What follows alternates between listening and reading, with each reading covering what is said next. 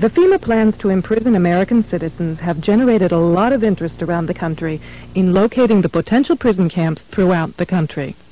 These may be facilities currently being used as prisons, such as those you saw earlier, or prisons that are being built supposedly in the name of the war on drugs, or facilities that have other uses but which could be quickly used to detain large numbers of people, such as this Amtrak facility in Beech Grove, Indiana.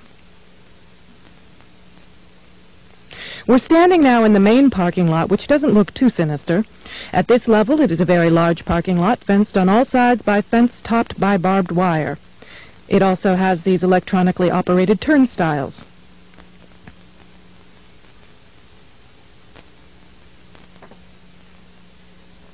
There is also a surveillance camera, just like we saw at the FEMA facility, pointing out to the parking lot, and a helicopter windsock. All of these apparent security measures are particularly unusual here, because this is a very low crime area, and this facility is nothing but an old train repair station with nothing in it worth stealing. In this portion of the parking lot is a brick building, suitable for processing, next to a gate that leads right out to the railroad tracks, and all of this is contained inside a fully fenced area, now 3 layers deep in fencing at this point. This U.S. Air Force train indicates federal and military involvement. Facing the opposite direction, you can see that this area, too, is a very large fenced area with railroad track running the length of the fence and plenty of warehouses.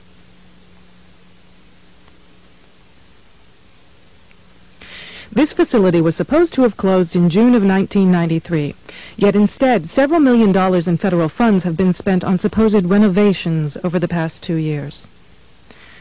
Helicopter windsocks and markers are evident throughout the property. This small building is the only way into a particular fenced area. Inside this building we see more of the motion-activated detectors, electronic turnstiles, and prison bars.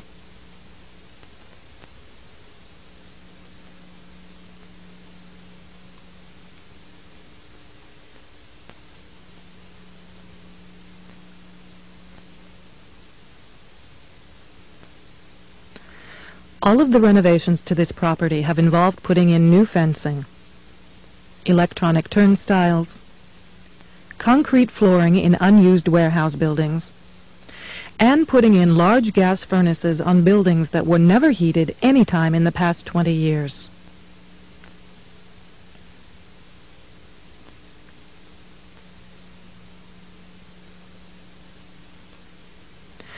Outside this building is fencing and a cattle run section of fence, all topped by barbed wire, pointing inward, not to keep people out, but to keep people in.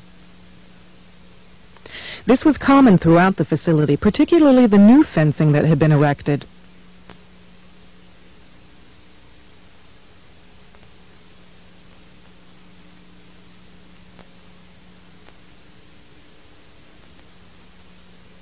Inside the fenced area on the other side of the building, you'll see signs that say Red Zone, right up next to the railroad tracks that run the length of the fenced area.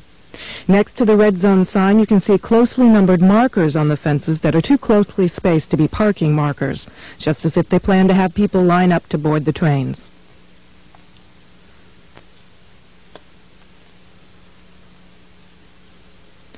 Here's a helicopter marker on the power lines outside the facility, indicating expected helicopter traffic, and again, another tall radio antenna.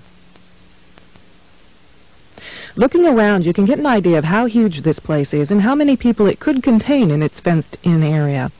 In yet another fenced area, we see a large warehouse building at the end, with the electronic turnstiles in front of it. The building is one that has a new concrete floor, and its doors and windows have all been blocked. Outside there are new gas pipes.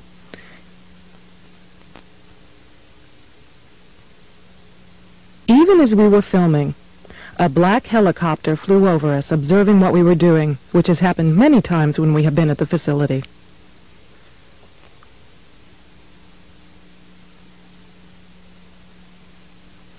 The gas lines and gas pipes at the facility run the length of the buildings.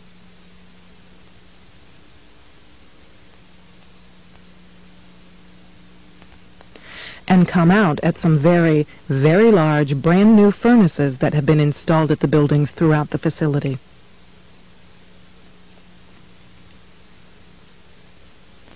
We found this crane, which has seen better days, but is plainly marked U.S. Army in the middle of the stockyard.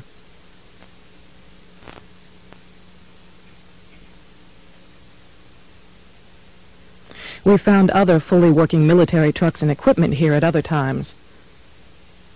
Inside the facility, we found large fenced-in areas next to the railroad tracks marked Green Zone and Blue Zone, suitable for holding a lot of people.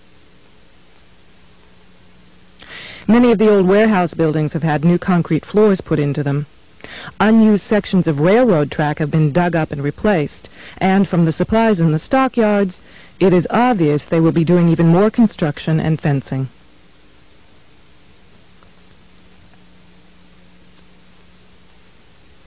Senator Lugar of Indiana recently obtained more federal funding to renovate this facility, which is supposedly only for the repair of broken trains and where most of the buildings on the property haven't been used for years.